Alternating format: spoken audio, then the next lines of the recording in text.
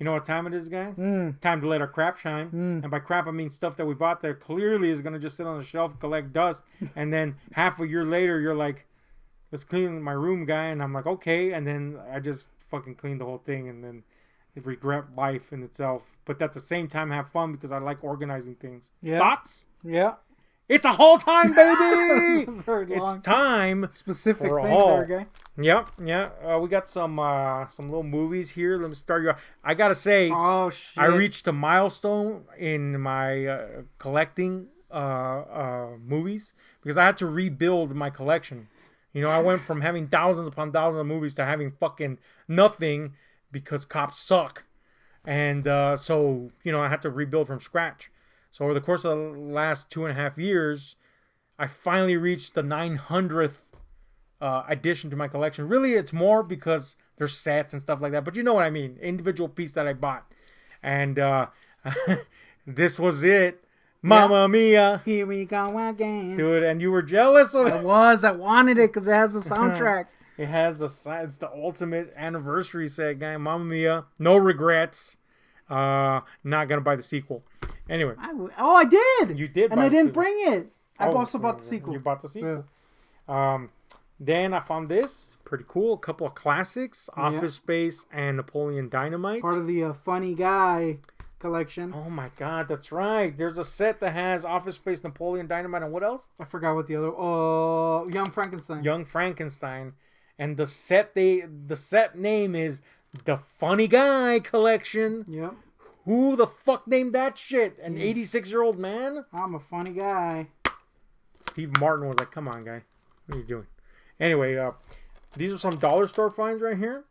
This was pretty weird. Boxcar Bertha. A little boxcar of them. Literally a box full of Boxcar Bertha at the dollar store. Now, if you're thinking Boxcar Bertha, that sounds like shit. You're partially right. This is a Roger Corman production, but it's a Martin Scorsese film. So, you know, I had to get it for my Scorsection. But it's also like one of those that if you're a Marty fan and you go back, you're like, well, this is not as good as his other stuff. Well, if you're a Roger Cormanite, or at least someone that knows about Roger Corman, you're like, oh, that's why. Roger Corman was not concerned with quality, and he made people go, do it this way. But anyway, Boxcar Bertha, an interesting exploitation film that's kind of like really violent, kind of like deplorable, and not in the likable Scorsese way, oddly enough. This is a movie that I wanted to buy, and I found it for $1, guys, so I don't have to pay more than that. That's how a buck works. So there you go. Anyway. Well, $1.25 now. I'm sorry, $1.25. Who does that? Anyway, fucking Charlie Bartlett with our boy Anton Rest in Peace Yelchin, which was, oddly enough, his nickname before he bit the big one. Yeah, that's not a great nickname. That, you know, I was telling you the other day that this is actually a celebrity death that kind of was sad to me. It was like a straight accident that shouldn't have happened. Guy was young, very affable, very likable. He was on stuff that we liked. He had a great future ahead of him. But anyway, this is Betty White recently died just to date this, and I mean she was 99, so she had a good long life. Good long life. It's sad, but we had 99 years of Betty. She has eating cheesecakes in heaven now. Yep. Whereas this homie had his whole career ahead of him, basically. Yeah, man, it's sad, and he was in so many good movies, man, and you know, so whatever. But anyway, and here he was with Kat Dennings, who I have a Kat Dennings collection also, so that's cool. Kat Lection, you call it? Cat Lection, yeah. Charlie Bartlett, pretty cool find. I found this for $1 too, man. It's a British. Show it. It says GB, Super Sucky Gay Boys. I think that's what it stands for. I think that's it, guys. Super Sucky Gay Boys. Man, we're in it? What the hell? Here we are, dude. Anyway. Yeah, man, this sounds pretty cool, man. This is kind of like an alternative history with the Nazis having won and taken over, you know, a lot of Europe, and kind of some gumshoe having to work in that world. It's supposed to be good. Found it for $1. Shit, man, I'll suck a gay boy for that. Speaking of sucking, this one probably will, but maybe not because Cinemachina, the Cinemachina? I don't know, whatever the fuck. Says it's a future cult classic. I actually read some reviews and some people really dig this. Never heard of it. Trench 11. $1, worth a shot, right? $1.25. $1.25 again. Forgot, man. I hate that I have to pay 25 extra cents to Tom Holland. If you don't know who Tom Holland is, or if you do and you're going Spidey, no, not Spidey, the other Tom Holland that horror fans know, director of Child's Play, classic, director of Fright Night, very classic, but also director of Thinner. It's a movie we watched. It's definitely a movie. It's all right. That has moments that kind of suck. Mm-hmm.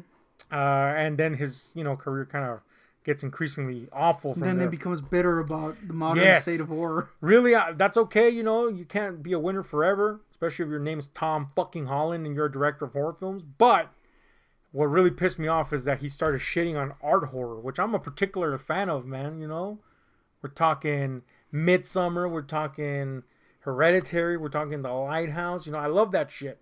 Good shit. And Tom Holland decides to say it's not horror. My career's cooler. Dude, your career turned to fucking funnels of caca cake. So anyway, apparently you made this movie, which is selling for $1.25. So that's good. So if it rules, cool. But I have a feeling it's going to blow or at least be like mediocre. At which point, cool, because then I get to punch Tom Holland in the neck. Anyway, this just sounds like a bad Wolf Creek knockoff, but it was $1 and it's a Shudder movie, so I decided to give it a shot. Fat guy in the outback. Mm-hmm. So, this looks like a porno. What is this? Pieces of April. This is actually a really good movie. Oh, it's not I used to have this with a different cover, and found it for $1, so that's cool, man. Does it not look like a porno cover? Yes, it does. Right? Like an early 2000s porno. Exactly. Vivid Entertainment presents. Like the kind of porno that you would sneak into the trailer to whack off to and get caught. I have a feeling that that's a very personal statement. But yeah, this is about it. Yeah, this is actually a really good movie, man. It has my boy Oliver fucking Platt. Mm-hmm. You know that I'm a super sucky gay boy for him. Yeah, well, you do have a weird thing for Platt. I love Platt, guy. What is that? He's the king. He is. Here we got a Billy Bob Thornton movie. An adaptation of a Cormac McCarthy movie with Matt Damon. Well, Penelope Cruz, all the pretty horses, man. Buck, Matt Damon looks CGI'd. Oh, that's a bad smooth job. Yeah. You know what I'm saying? Is that Clint Black? No, Lucas Black. Clint Black. I was like, what the hell? You and I stopped for a second, like, what? This is cool. This is a BBC Big Black Cop. 3-part series that actually showed on HBO called Gunpowder, about the gunpowder plot, starring Kit Harington. So that's worth a shot. Has some good reviews on it. So not on it, but I read up on it. I bought a copy of this because it's $1, and I didn't hate it, and I liked the gimmick, but yeah, I didn't think that they really fulfilled that. Antrim. In case you're not familiar with that, it's a movie that the whole shtick was that they were building this as kind of like a film that had been lost forever, and if you see it, it's obviously we know that that's not true, but you could at least kind of deliver on a movie that's better than it was. This will probably suck, but it's a Darren Lynn Bousman movie that I haven't seen, so it was $1. Bought it. Dots on that shit. Yep. What do you got, guy? I got a couple film in the what's it called, Goodwill, for 50 cents. So I start off with Coraline. Never seen it, but it looked kind of interesting. Apparently it's a Neil Gaiman book, so it might be pretty alright. I don't know. Maybe it sucks balls. That's at the very least, you know that it'll be visually interesting. True. So that may be. That's cool. I also got random episodes of Adventure Time with a cute cover and a little tail in the back. That cover's cute, man. So there's that. I kind of hate compilation episodes of series where, there's kind of like a continuing pseudo-serial or serial format. True. Because, like, come on, guy, what is that? I even hate it for shit that... really, I hate it just in general. Like, we saw a Scooby-Doo one. You were like, what is that? Like, what is that, guy? You know what's something that won't make you go, what is that, guy? Bobby boy? Hey, Bobby. What the hell? Bobby, you want to boink me, Bobby? God. Bobby, stop sucking my penis. Oh, that boy ain't right. That boy ain't right, but I like it. That boy ain't right, but he sure is tight. Oh, God. God damn it. So, Anyway, King of the King of the Hill. Hill for 50 cents. I couldn't say no to a random season. I hate that these are flip Yeah, discs. they're all like that too. That's terrible, man. Flip discs need to die. They But this kind is of one of the greatest. If you're a Texan and you don't like King of the Hill, you fucking suck my arse. One thing to say to that, and it's boy, boy. oh. Nah, that's Mad Reed. Anyway, we got a couple of Chucks. This is a show I used to hate back in the day when we were watching Heroes, because we would always catch the tail end of it and it looked annoying. But then I actually watched and thoroughly enjoyed it, so got a couple seasons for 50 cents. Where you're like, what the Chuck? I was like, bah! Next. I got this during the Black Friday thing on Amazon for mad cheap. Guardians of the Galaxy. The game? The game. Apparently it's pretty good, so we'll see. Cool. Still haven't played it. I'd suck it off. This I got for mad cheap at the Dollar Tree, at the GameStop guy. Mafia, one of my favorite games of all time, remastered. Hopefully it doesn't suck. I hear that it sucks, eh? Probably. Yeah, that was a game you endlessly played and what? Yeah. And I was sucking it off thinking it was all original. And then I watched Goodfellas. It's like, oh, it's just that. I got Devil May Cry 5 for $10, guy? Classic? That's a steal. Classic? Isn't this one everybody hated? No, it was the remake that I loved, but everybody hates. Classic. Here's Kingdoms of Amalur: Re-Reckoning. I never played it back in the day, but it's time to give it another shot. Why? Because it was $10, guy. That's pretty. What is this, man? You sucking my knob off? I also have got a knob right here. Yeah, it's not good. It might be cancer, dude.